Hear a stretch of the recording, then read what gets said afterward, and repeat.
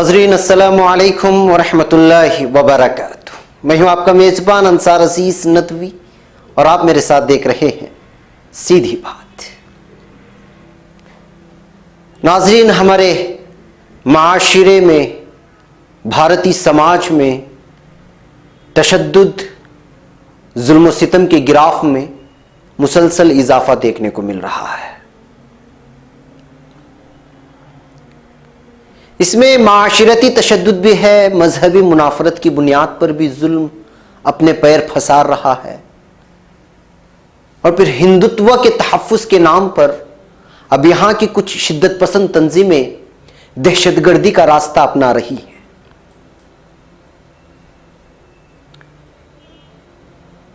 बाज़ हिंदू नौजवानों की वजह से हिंदू दहशतगर्दी इस वक्त पूरी तरह आया होकर सामने आ गई है। मुस्लिम और इस्लाम के नाम पर दहशतगर्दी को जोड़ जोड़कर इस्लाम और मुसलमानों को बदनाम करने में सियासी पार्टियां, शिद्दत पसंद तंजीमें और फिर मीडिया पूरी तरह कामयाब हो चुका है। मगर अब हिंदू इंतहा पसंदी और दहशतगर्दी भी सामने आ गई है। इसका मतलब यह नहीं कि पूरी बिरादरी इस तरह है, बल्कि कुछ संस्थाएं इस वक्त मुल्क हिंद के अमन व अमान को तबाही के दहाने ले जाने पर तुले हुए हैं। हालिया मुल्क हिंद में आजाद सोच रखने वाले कलमकारों के कत्ल में मुलव्वस सनातन संस्था के कारकुनान की गिरफ्तारी और फिर उनके घरों से दरियाफ्त धमाका कैस मादा और तबाही फैलाने वाली अशिया को देखते हुए महसूस होता है कि मुसलमानों के खिलाफ सियासतदान अपनी सियासत के लिए जो नफरत की बीज बोए थे, आज वो दरख्तों की शक्ल इख्तियार करके अपने फल देने लगे हैं। जी हां नाजरीन, सनातन संस्था एक तंजीम का नाम है। 2 हफ्ते कबल यहां 10 अगस्त को महाराष्ट्र से जो खबर आई, वाकई दिल दहला देने वाली खबर थी। देसी बम, डेटोनेटर, जेलटीन की छिड़ें, सेफ्टी फ्यूज, वायर्स, बैटरियां और दीगर बम बनाने में मुआविन बनने वाली कई सारी अशिया, जहर की बोतलें, इस्तेमाल के लिए तैयार बम मुंबई के नाला सुपारे में वाक़ई एक घर से एटीएस ने छापामार कार्रवाई करते हुए उसको जब्त किया था।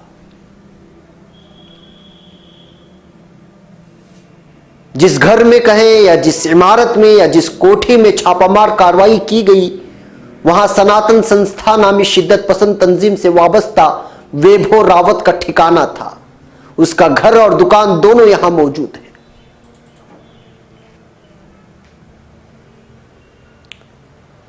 ये वैभव रावत के बारे में कहा जाता है कि वह सनातन संस्था और इसकी ज़ैली तंजीम हिंदू जन जागृति समिति का रुकन है। ये कई मामलात जिसमें तोड़फोड़ और निदामी सरगर्मियां वगैरह हैं, उसमें वो मुलव्वस था, जिसकी वजह से पुलिस की वो नजरों में था। गुज़श्ता कुछ दिनों से वेभू को पुलिस ट्रैक कर रही थी, जिसके बाद ये छापामार कार्रवाई करते हुए वेभू को पुलिस ने हिरासत में लिया। उसके अलावा वेभू के बारे में बताया गया है कि हिंदू गौवंश रक्षा समिति यानी हिंदू गायों का तहफ़्फ़ुज़ करने वाली कमेटी का भी वो रुकन था।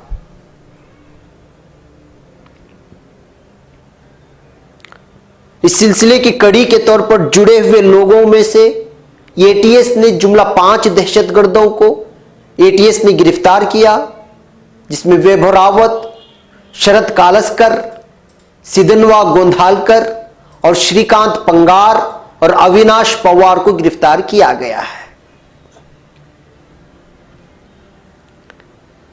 अदालत में एटीएस ने बताया है कि इन लोगों ने गुज़िश्ता साल सनबर्न फेस्टिवल, जिसको संगीत महाउत्सव कहा जाता है, जो कि पूना में मुनाकिद होता है, उसको धमाके से उड़ाने के लिए प्लान भी बनाया था। यह प्लान गिरफ्तार शुदगान में से गोंधा और रावत ने बनाया था। उनका मानना था कि यह महाउत्सव हिंदू संस्कृति के खिलाफ है। ये सनबर्न महाउत्सव दरअसल एक ऑर्केस्ट्रा समझिए उसको, साल 2015 तक गोवा में मुनाकिद होता था, जिसमें मशहूर गुलकार, वो चाहे हॉलीवुड से या बॉलीवुड से या फिर मुकामी तौर पे वो लोग उसमें शिरकत करके गाने बजाने उसमें हुआ करते थे, जिसको संगीत महाउत्सव कहा जाता था।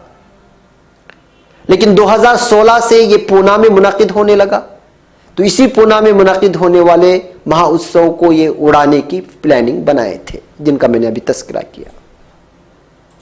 इसके अलावा इन पांचों गिरफ्तार मुल्जिमान ने कल्याण और कर्नाटक के बेलगावी में फिल्म पद्मावत की स्क्रीनिंग के दौरान सिनेमा हॉल में पेट्रोल बमों से भी हमला किया था, और ये लोग आम आवाम को भी निशाना बनाने का प्लान बनाया था। इनके मजीद तकरीबकारी की प्लानों में से इन दहशतगर्दों ने एक कलमकार, एक मुअर्रिख, एक मराठी अखबार के साबिक मुदीर और 3 मराठी कलमकार और ड्रामा निगार को भी जान से मारने का प्लान बनाया था। ये एटीएस का बयान है। एटीएस का यह भी बयान है कि उनके पास से 3 मोटर बाइक बरामद कर लिए गए हैं, उनमें से एक नाला सुपारा से और 2 पुणे से। ये बाइक शरद कालस्कर की है और मुमकिन है कि इस गाड़ी का इस्तेमाल कर्नाटक की मशहूर सहाफिया गौरी लंकेश के कत्ल के लिए इस्तेमाल में लाया गया हो।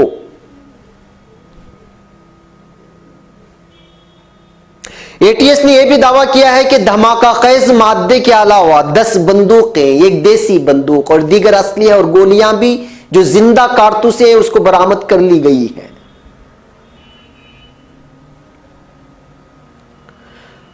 नाज़रीन, इस रिपोर्ट के सामने आने के बाद साफ तौर पर यह बात वाज़ेह हो गई है कि सनातन संस्था इस वक्त पूरी तरह मुल्क के अमन व अमान में तबाही लाने के लिए मुसलसल मंसूबे बना रही है, मुसलसल साजिशें कर रही है।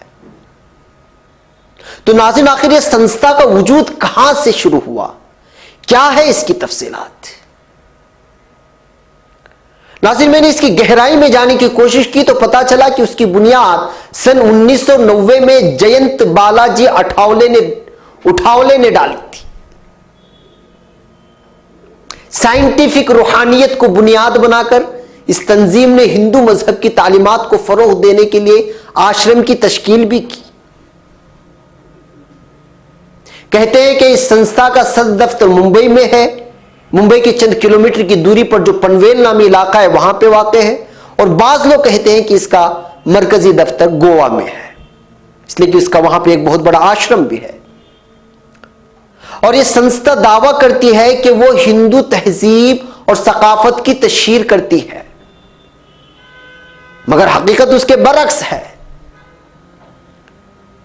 हिंदू जन जागरण समिति ही थी जिसने खुलेआम तशद्दुद का रास्ता अपनाया और नामवर मुसव्विर एमएफ हुसैन की मुसव्विरी के खिलाफ मुल्क भर में एहतिजाज किया। इसी तंजीम की ज़ैली तंजीम हिंदू जागरण समिति ने national council of education research के खिलाफ भी मुल्क भर में एहतिजाज किया था, और उन्होंने मुतालबा किया था कि तारीख की किताबों से मुगल बादशाहों का तस्करा निकाल दे और उनकी तारीख को मिटा करके रख दे। इसी तरह यह संस्था हिंदू तहजीब और सकाफत को फरोग देने के बहाने अपनी ज़ैली तंजीम के जरिए से दहशतगर्दाना कार्रवाइयों में भी मुलव्वस होती रही है, जिसकी बहुत एक लंबी तफसील है।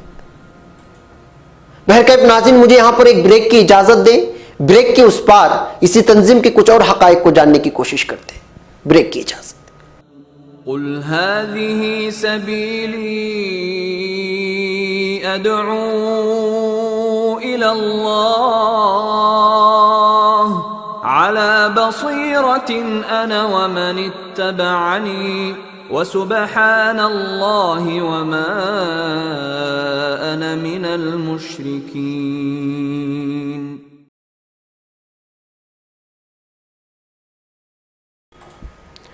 नाज़रीन, इस्तक़बाल है सीधी बात की अनोखी महफिल में। नाज़रीन, हकीकत यह है कि सनातन संस्था एक दहशतगर्द तंजीम है जो इस वक्त पूरी तरह आया होकर के सामने आ चुकी है। चाहे एटीएस इस बात को कबूलने में मजीद तहकीक की बात करे, देखा जाए तो सबसे पहले इस तंजीम का नाम गोवा में हुए एक बम धमाके के बाद सामने आया था, जबकि इससे पहले मुंबई में भी इस तंजीम का नाम सुनने में आया था। अक्टूबर साल 2009 में जो धमाके गोवा में हुए और उसके बाद जो तफसीलात सामने आई वो बहुत ही तशवीशनाक थी, क्योंकि इसमें हलाक होने वाले खुद इसी तंजीम के कारकुनान थे जो बम वक्त से पहले फट चुका था। इस बम ब्लास्ट का इल्जाम वो मुसलमानों पर डालने के लिए उसके साथ मुस्लिम अलामात छोड़ना चाह रहे थे, जिसकी वजह से उस वक्त उनके पास जब ये धमाका कैद अशिया ले जा रहे थे और धमाके हुए उस बीच में, तो उस वक्त जो वहां पर चीजें मिली उसमें दिल्ली के खान मार्केट के एक शॉपिंग बैग और एक इतर की शीशी और बासमती चावल के खाली बोरी थी। यानी कि बम धमाके कराने के बाद मुसलमानों पर इसका नाम आ जावे, इसलिए इस तरह की अशिया को अपने साथ में ले जा रहे थे। नाज़रीन, साफ और शफाफ तरीके से अगर सनातन संस्था की ज़ैली तंजीमों की भी छानबीन और तहकीक की जाए और एटीएस के बयानात को हम लोग अगर बगौर देखेंगे तो हिंदू जन जागरण समिति, हिंदू गौवंश रक्षा समिति यानी गौरक्षक समिति और अभिनव भारत जिस शिद्दत पसंद तंजीम पर मालेगांव में बम धमाके कराने का इल्जाम है, ये सब यहीं से निकल करके सामने आते हैं। साध्वी प्रज्ञा सिंह ठाकर और कर्नल पुरोहित का इसी शिद्दत पसंद तंजीम से ताल्लुक है। ये लोग भारत को हिंदू राष्ट्र बनाने के लिए शिद्दत पसंदी और दहशतगर्दी में मुलव्वस है। ये लोग भारत का आईन बदलना चाहते हैं। इनको भारत के आईन पर एतमाद नहीं है, भरोसा नहीं है। अभिनव भारत तंजीम का चेहरा हेमंत करकरे ने बेनकाब किया था, जिनको मार दिया गया। नाज़रीन, ये जो गिरफ्तारियां इस वक्त नाला सुपारा में पेश आई हैं, जिन 5 दहशतगर्दों का मैंने ब्रेक से पहले नाम लिया, वो ऐसी ही नहीं हुई है, बल्कि इस मुल्क में आजाद सोच रखने वाले और हिंदुत्व सोच को अपने कलम से निशाना बनाने वाले कई आजाद कलमकारों और सहाफियों समेत सामाजिक कारकुनान के कत्ल में इस दहशतगर्द तंजीम के मुलव्वस होने के बाद एटीएस ने मुकम्मल 5 महीने तक इस घर पर निगाह रखने के बाद छापामार कार्रवाई की थी।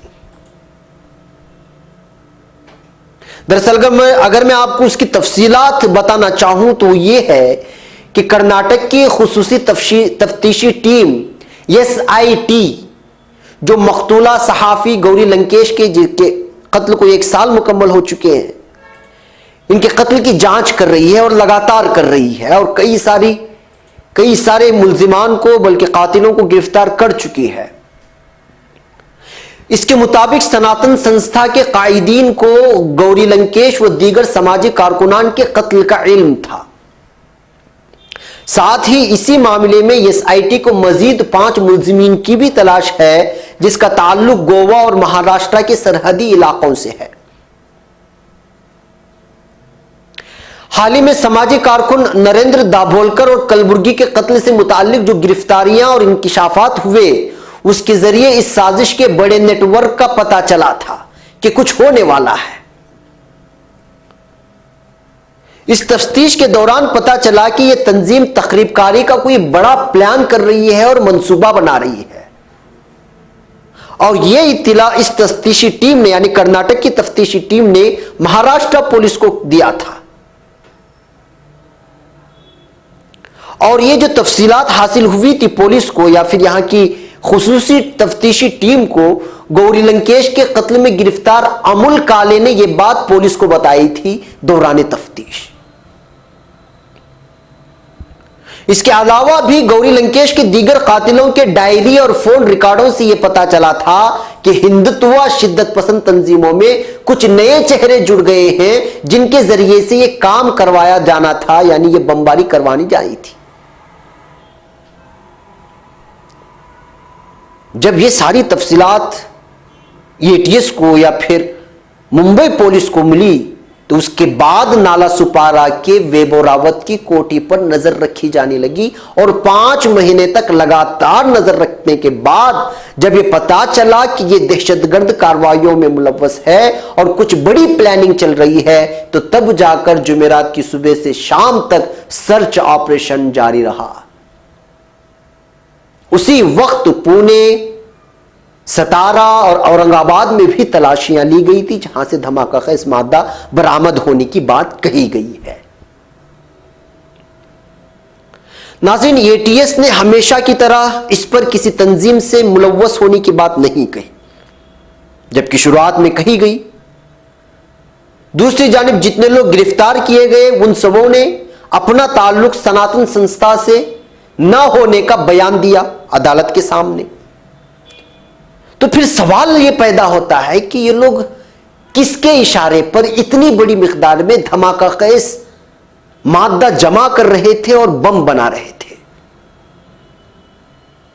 और जो 9 देसी बम जो जब्त किए गए वो कहां इस्तेमाल में लाए जाने वाले थे, उनकी प्लानिंग क्या थी, बम धमाके कहां किए जाने वाले थे और कितने जगहों पर इस तरह के बम तैयार किए जा रहे हैं, इतनी बड़ी मिकदार में धमाका खेज मादा कहां से मिला, कहां से लाया गया, बम बनाने की ट्रेनिंग किसने दी और कहां दी गई, और वो कौन से मकामात हैं जहां ये इस्तेमाल होने वाले थे और किस तारीख को।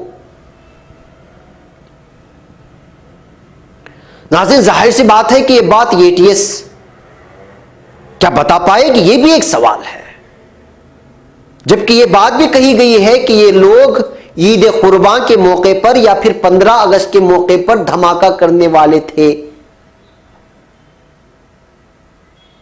ये बस एक रिपोर्ट है। जब इतनी बड़ी मिकदार में धमाके की अशिया जब्त कर ली गई हैं, तो जाहिर सी बात है कि जो भी रिपोर्टें इसके ताल्लुक से आएंगी उड़ उड़ करके अवाम उस पर यकीन करेंगे। तब सवाल यह है कि इतना सब सामने आने के बाद भी हुकूमतें इन तंजीमों पर पाबंदियां आयद क्यों नहीं कर रही हैं, और मीडिया की वो एंकर्स जो वक्त से पहले कहीं धमाका हो तो मुस्लिम तंजीमों का नाम लेकर चिल्लाने लग जाते हैं, और फिर कई कई दिनों तक मुख्तलिफ किस्म के प्रोग्राम और भयानक और खतरनाक हेडिंग देकर कार्टून बनाकर के अजीब किस्म के कार्टून और एक भयानक अंदाज में लोगों को पेश करके आम आवाम से इस्लाम और मुसलमानों से खौफजदा करने और बदनाम करने की जो लोग कोशिश करते हैं, बल्कि मीडिया के इसी मनफी किरदार की वजह से आज बहुत बड़ा तबका इस तबके से नफरत करता है, वो एंकर्स इस वक्त क्यों नहीं खुसूसी प्रोग्राम बनाकर, कार्टून बनाकर डिबेट नहीं कर रहा है और आवाम को इन हिंदू दहशतगर्दों से क्यों नहीं डरा रहा है। पूछिए तो सही कि चैनल्स को आखिर सांप क्यों सूंघ गया है। नाज़रीन, हकीकत यह है कि इस वक्त हिंदुत्व का नाम लेने वाली सारी की सारी तंजीमें, वो चाहे किसी भी नाम से क्यों ना हो, वो तखरीबकारी के काम में ही लगे हुए हैं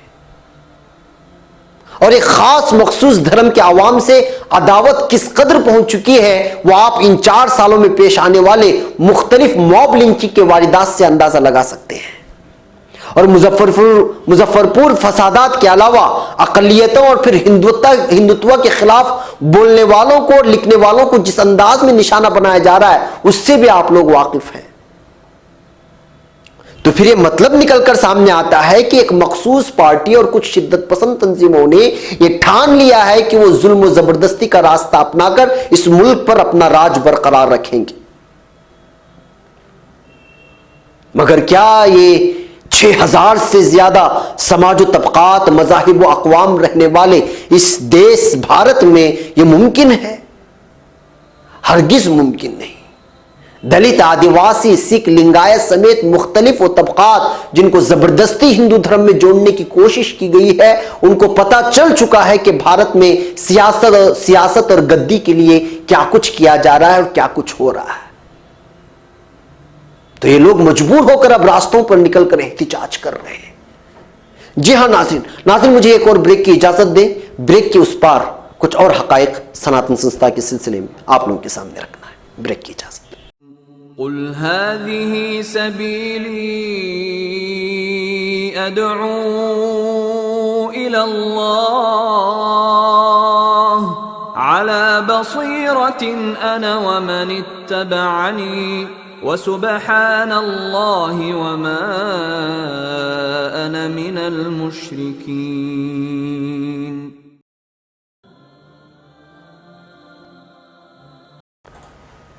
नाज़रीन, में सनातन संस्था जैसे सख्तगीर तंजीम के बारे में जानने की कोशिश की और उसके तह में जाकर के छान मारी तो पता चला कि उसका बानी यानी इसको कायम करने वाला, इसकी बुनियाद रखने वाला, उसका नाम था बालाजी उथावले, जो एक हिप्नोथेरेपिस्ट था। यानी कि जिसने बीमारियों के असबाब जानने के लिए कई सालों तक छानबीन करता रहा, तहकीक करता रहा, मुताले की कोशिश में मसरूफ रहा, कई किताबों की छान मारी और आखिर इस नतीजे पर पहुंचा इस शख्स ने कि टेक्निकल या तिब्बी हिप्नोसिस यानी उसके जो तिब्बी तरीके हैं उसके अपने मरीजों पर असर नहीं करता। वो जो तरीके होते हैं, वो जो इलाज या वो जो दवाइयां होती हैं, वो उसके मरीजों पर असर नहीं करता। वो मुल्हिद की हैसियत से यानी इन तमाम चीजों का इनकार करने के बाद इस एतबार से सोच रहा था कि महज यात्रा यानी कि किसी धर्म, किसी मंदिर या दरगाह जाना या जियारत करना, तलाश हक के लिए सफर करना और किसी मुकद्दस मकाम के दौरे को जरिया समझना, ये सब के सब टेक्निकल मुआलजे या तिब्बी इलाज से भी ज्यादा मुअस्सिर होते हैं किसी मरीज पर। यानी इसकी सोच बदल गई थी, ये रूहानियत की जानिब बढ़ने लगा था। उथावले ने अपनी तहकीक में यह महसूस किया कि रूहानियत की ताकत ज्यादा होती है। यानी जब उसने इस तरह देखा कि उसका विश्वास टेक्निकल या तिब्बी तरीकों पर कम और इन रूहानी तरीकों पर ज्यादा होने लगा है और हो चुका था, तो उसने साइंसी दवाई से भी बेहतर इस तरह के इलाज को महसूस किया, यानी रूहानी इलाज को। और फिर इसी नजरिए को फैलाने की गर्ज से उसने अपनी जद्दोजहद शुरू की और फिर इस तरह एक सनातन संस्था का वजूद उसने पेश किया, उसको वजूद में लाया। इस नजरिए को फैलाने की कोशिश शुरू की। उसने हिंदुओं के दरमियान रूहानियत को फैलाने के लिए संस्था कायम किया और इस तरह तख्लीक की जैसी रूहानियत को फैलाने के तरीक़ेकार और टेक्निक का गोया एक जाल है। और इसी रास्ते से वो तमाम हिंदुओं को मुत्तहिद करना चाहता था और उसका सबसे बड़ा मंशा यही था कि इस रूहानियत और तिब्बी लाइन दोनों को मिलाकर के लोगों के अंदर एक नया विश्वास कायम किया जाए और लोगों को उसमें जो है जोड़ दिया जाए। नाज़रीन, आपको मालूम होना चाहिए कि इसी तंजीम ने नेपाल को हिंदू मुल्क बरकरार रखने के लिए सबसे ज्यादा जद्दोजहद की थी और आज भी जद्दोजहद कर रही है। बहरकैफ नाज़रीन, सनातन संस्था के बुनियादी सोच और फिर उसकी तराइख को देखने के बाद यह बात वाज़ेह हो जाती है कि रूहानियत और साइंस को मिलाकर कुछ करने की जद्दोजहद के दौरान इस संस्था ने हिंदू तहजीब के बरअक्स तमाम तर धर्मों को या फिर उन अफराद को जो अपने आजाद ख्याली की वजह से अपने ख्यालात का इजहार करते थे उनको दुश्मन समझ बैठी।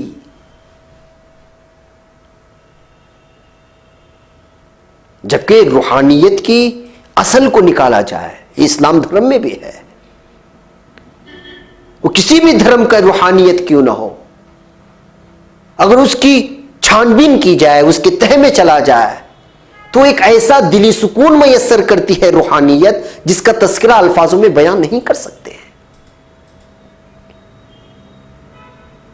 जिसको ऋषि मुनियों ने अपनाया, गौतम बुद्ध ने अपनाया, फिर इस्लाम में इसका नाम सूफी रख दिया गया, जिसको रूहानियत कहा जाता है।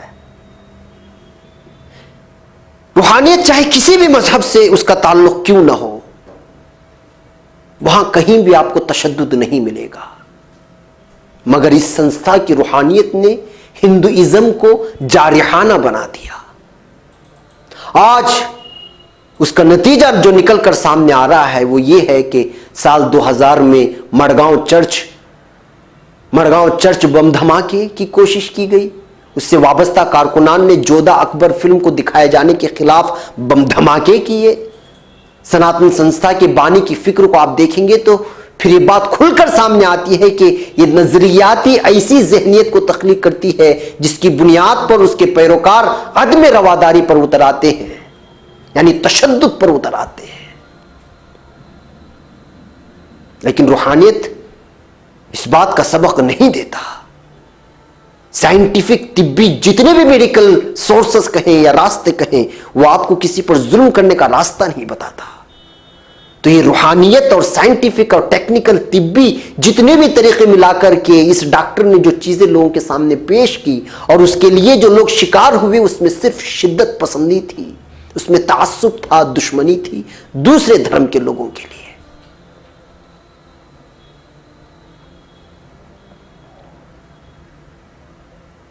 तो फिर सवाल यह पैदा होता है, क्या हमारे मुल्क भारत में पाए जाने वाले तमाम तर हिंदुत्व की तंजीमें यही पाठ पढ़ा रही है रूहानियत के नाम पर? क्या यही सबक अपने कारकुनान को दे रहे हैं? हिंदू मजहब की तहजीब और उसकी सकाफत को बचाने के नाम पर? अगर ऐसा है तो फिर यह सिर्फ भारत के मुसलमान, ईसाई, सिख, दलित और आदिवासी और कम्युनिस्ट के लिए ही नहीं बल्कि खुद हिंदुओं के लिए भी खतरे की घंटी है। क्योंकि कोई भी मुल्क तशद्दुद बरपा करके कभी तरक्की नहीं कर पाया है। और सनातन धर्म में जिस रूहानियत का तस्करा वो कर रहे हैं उसमें तशद्दुद को या जुल्म और जबर को जगह नहीं दी गई। तो फिर क्या वजह है कि अमन आश्ती के इस गहवारे में आग का खेल खेलने की तैयारी हो रही है? दरअसल हमारे आम हिंदू भाइयों को समझना होगा कि उनको रूहानियत का या फिर मजहबो कौम का गलत मतलब पढ़ाया जा रहा है। और भारत के सिर्फ 10% वो लोग जो 90% आम हिंदू, मुसलमान, सिख, ईसाई, दलित, आदिवासी, लिंगायत और वो तबके जो खुद को हिंदू भी नहीं कहलाना चाहते, उन पर हुक्मरानी करने के लिए और गुलाम बनाकर रखने के लिए एक साजिश रची जा रही है और पूरे मुल्क में खौफ और दहशत का माहौल पैदा किया जा रहा है। इसी में यही वजह है कि आजाद सोच रखने वालों की गिरफ्तारी हो रही है, मॉब लिंचिंग हो रही है और फिर बम ब्लास्ट की तैयारियां और कलमकारों और सामाजिक कारकुनान का कत्ल किया जा रहा है। और ये सब की सब कड़ियां एक दूसरे से जुड़ी हुई है। आपके जबान और कलम को दबाने के लिए कत्ल किया जा रहा है या फिर गिरफ्तारियां, डराने और धमकाने के लिए मॉब लिंचिंग या फिर बड़ा धमाका करने के लिए बम तैयार हो रहे हैं। और ये सब ऐसा ही नहीं, पूरे मंसूबाबंद तरीके से। क्योंकि बम को बनाने का हुनर ऐसे ही लोग जानते हैं जो बड़े बड़े ओहदों पर फाइज होकर रिटायर्ड हो चुके होंगे। बंदूकें चलाने की ट्रेनिंग वही दे सकते हैं जो इस डगर से गुजर चुके होंगे। तो फिर आजाद मुल्क भारत में सवाल करना अब लाजमी हो गया है कि आखिर भारत को जलाने की कौन कोशिश कर रहा है। दरअसल इस भारत की तरक्कियात में कदगने लगाने की कोशिश कौन कर रहा है? आम सोच रखने वाले जो वाकई सच्चे हिंदू भाई हैं, उनसे मुझे साफ कहने की इजाजत दें कि आज पूरे आलम में मुसलमानों को एक अलग ही निगाह से देखा जाता है। इसमें कोई भी शक नहीं है। उसकी बहुत सारी वजूहात में से एक वजह दहशतगर्दी है जिसको इस्लाम से और मुसलमानों से जोड़ने की कोशिश की गई। और उसके लिए अमेरिका और यहूदियों ने मिलकर जो चाल चली वो आपके सामने है। वर्ल्ड ट्रेड सेंटर को पूरी प्लानिंग के साथ उड़ाने के बाद मुसलमानों की जो शक्ल पूरी दुनिया में पेश की गई वो आप लोगों के सामने है। बिन लादेन, दाइश का बगदादी और अफगानिस्तान से जन्म लेने वाली कुछ तंजीमें, ये एक लंबी दास्तान है। मैं आपको अब बताता हूं कि हिंदू धर्म को बदनाम करने का आगाज किस तरह हुआ था। कांग्रेस ने सबसे पहले हिंदू दहशतगर्दी का लफ्ज जो इस्तेमाल किया, फिर मालेगांव बम धमाके, फिर अजमेर बम धमाके, हैदराबाद बम धमाके, अभिनव भारत, साध्वी प्रज्ञा, कर्नल पुरोहित समेत हिंदू दहशतगर्दी के चेहरे बनकर के मीडिया में जब उभरने लगे तो उस वक्त हिंदू दहशतगर्दी का लफ्ज आम हो गया। उसके बाद अमेरिका का मीडिया भी उसको लिखा और यूरोपियन ममालिक के टीवी चैनल्स में डिबेट होने लगे हिंदू दहशतगर्दी के लफ्ज को लेकर के। और अब इधर 4 सालों से मॉब लिंचिंग के बाद जिस अंदाज में मगरिबी मीडिया यहां की हिंदुत्व तंजीमों के बारे में लिखा है वो पूरी दुनिया में पढ़ा जा रहा है और दिखाया जा रहा है। आखिर में मेरा मतलब कहने का यह है कि कुछ तंजीमें अपनी कुछ खास सोच और तशद्दुद और जुल्म से भरे फिक्र के ख्यालात की वजह से कुछ लोगों को मारने के लिए बम धमाके करते हैं, मगर इसका खमियाजा पूरी कौम को उठाना पड़ता है, चाहे वो हिंदू धर्म हो या मुसलमान का धर्म इस्लाम। अगर भारत की हुकूमतें और फिर एक आम हिंदू भाई जो आम फिक्र रखता है, जो हिंदुत्व की सोच का हामिल नहीं है, उनके साथ अगर तमाम मज़ाहिब के लोग इस कदर तशद्दुद वाली सोच रखने वाले हिंदुत्व तंजीमों को जो मुख्तलिफ नामों से पूरे हिंदुस्तान में फैली हुई हैं, अगर लगाम नहीं कसा तो फिर अगले सालों में हिंदू मजहब के मानने वालों को भी उसी नजर से पूरी दुनिया में देखा जाएगा जैसे आज मुसलमानों का हाल कुछ बदमाश किस्म के नाम निहाद दहशतगर्दों की वजह से हुआ है। मुझे माफ करें लेकिन मुझे कहना पड़ रहा है क्योंकि यही हालात इस वक्त हमारे भारत में बने हुए हैं। जी हां नाजरीन, सोचने की बात है, सोचिए जरूर। जी हां नाजरीन, सोचिए जरूर। कुल हाज़िही सबीली अदअू इलल्लाह अला बसीरतिन अना व मन इत्तबअनी व सुब्हानल्लाहि व मा अना मिनल मुशरिकीन।